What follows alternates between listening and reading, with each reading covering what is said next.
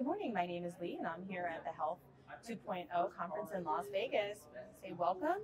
Thank you for joining me today. Could you kindly introduce yourself and tell us who you are and about your company? I'm Doug Sparks. I'm CEO and founder of Precision Value-Based Management and our other 6 divisions. What we do is the secret sauce is that we actually own the technology that grades and ranks providers to the CMS standard of care. So we know exactly what's expected of every provider in the eyes of CMS. We also know the individual medical necessities of each and every patient. In fact, after each encounter, new medical necessities and care plans are automatically generated in 7 categories, from assessments to additional diagnostics, to ancillaries, to AWV, CCM, RPM, BHI, TCM. We can also identify through AI previously untreated diagnosis. We can make referrals to any specialist lab or other ancillary automatically in our system. The final thing is, in a health system or a hospital system, we can make lateral referrals to other departments so those that get dropped between the cracks. Since all those have finite values, we can tell you at any given moment what the cost is to take care of that patient population. Wow. But more importantly, we know the provider doesn't have time to learn new technology, nor their staff has time to do that. So we have a virtual support network of we can do about 150,000 visits per week right now with nurse practitioners, PAs, health coaches, MAs that do that work in the background away from the provider's workflow so it doesn't interfere with them. They don't have to log into our system. They never see our system. No technology to learn. We simply do this in the background. And then when Marge Simpson walks into the office, all the records for that patient are sitting there for the doctor to review. Wow. So did I hear this right? It's basically a financial forecast for the patient, and you're able to go ahead and get that forecasted? I think what you're saying is correct, but typically, people say, well, my EHR, electronic health records do this, or I have all these data analytics. The problem with that is they're forensic in nature, or they're a taskmaster. In other words, they can tell you what you missed, what you did, but they can't tell you the hundreds of things you missed. It's also not based on the individual patient complexity or individual patient medical necessities. It also can't automatically engage that patient electronically to begin to pre-stage that visit. Like if you go to your doctor, you're seeing in the waiting room, and they have a questionnaire. Then you go into the treatment room and somebody comes in and talks to you. All this is done in advance of the physician visit, and those records are all sitting in front of there. So rather than come in and say, you're going to need a lab test, you're going to need this, we already have all that done before the visit, and the records are sitting there in front of the provider without them having to do anything. Now, the way we start it, which is the best part, is we show them their CMS report cards. So Centers of Medicare and Medicaid grade each provider in 46 categories. So we show them what their risk assessment or risk score is. We can show them in 46 categories exactly how CMS fixed those. And then our AI goes out and actually engages the patients to complete it. Everything else, like when I say the EHR or the data analytics, those being forensic tools, it's like the commercial Geico had about 6 months ago where a person runs into a tree and they call their insurance company, and the insurance company comes up and says, oh, wow, you ran into a tree. And they said, well, what do I do? He says, I don't know, it's not my job. My job is just to tell you ran into the tree. That's the EHR, and that's the data analytics. What we do is we say, you ran into the tree, and automatically, electronically, the next steps take place according to what CMS expects you to do as a provider. Oh, impressive. And so you are a Health 2.0 conference honoree. Congratulations on winning your award. Thank you. And how does it feel to receive such recognition for a prestigious award? Well, I have to, in all transparency, say that I've been here since day one. Jatin contacted me when he had this idea to do this. I was at the first Smart Health Conference. I've been at every other one except for one.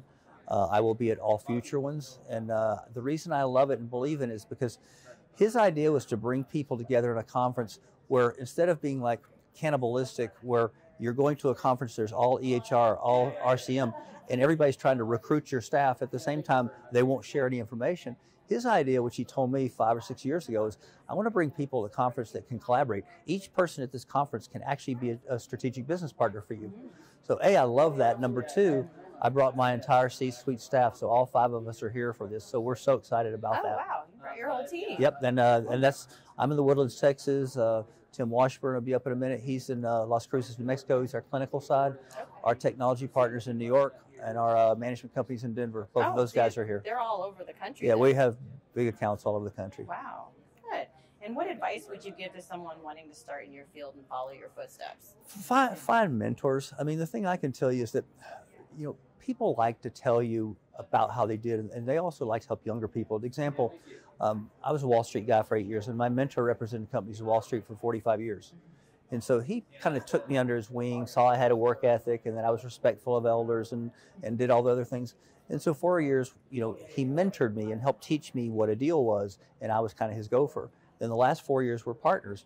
So all along, I've had people that have reached out to me that took me under their wing, and I'm willing to do that. I do it every day because I skipped the career ladder. I was 28 years old working with a guy that's been on Wall Street 45 years. Those guys want to help the younger generation. Like in our company, we have a lot of younger people because we want their perspective of where healthcare is going. We don't just want, like me, I've been Wall Street 8 years, 36 years in healthcare. One of my partners, 42 years in healthcare. That's all well and good. And yes, we do things other people can't do. But the big thing I want to, two things that we're in business for. Number one is make the work easier for the provider. They don't want to learn new technology. They don't want to give another task to their staff. And number two, how can we make this an invaluable, fun lesson for the public? To give you a perfect example, my wife I've been a pole vaulter for 57 years, which is kind of unusual. My wife has never been an athlete or active. 3 years ago, she asked me for a Fitbit for her birthday. And to this date, 3 years later, she still tells me every day what her steps are. And then she's a type 2 diabetic, so she went and got the Freestyle Libre, and so she started checking. She started seeing how foods go. And so here's a total inactive person that's not engaged, and she just had her best reading in over 20 years on her A1C, and she's done that completely herself. So we try to engage the patient into things that empower them. Like my mom used to say to me, we're educated by knowledge and guilt. If we know the right way to do something, we keep hearing that voice in the back and we try to take shortcuts. So how do you overcome the challenges of those not wanting to learn new technology?